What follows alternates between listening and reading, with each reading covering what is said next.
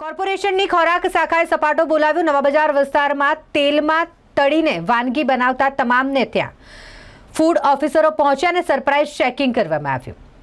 સમોસા ભજીયા સહિતની વાનગીનું વેચાણ જ્યારે તેલમાં તળીને કરવામાં આવતું હોય ત્યારે લોકોના આરોગ્ય સાથે ચેડા થઈ રહ્યા છે કે કેમ તેની તપાસ ફૂડ સેફટી ઓફિસર દ્વારા કરવામાં આવી। આ દરમિયાન તેઓ દ્વારા ઘણી બધી જગ્યાઓ પર ચેકિંગ કરવામાં આવ્યું। નવા બજાર વિસ્તારમાં સરપ્રાઇઝ ચેકિંગ ચાલી રહ્યું છે, જેના કારણે દુકાનદારોમાં ફફડાટ છે।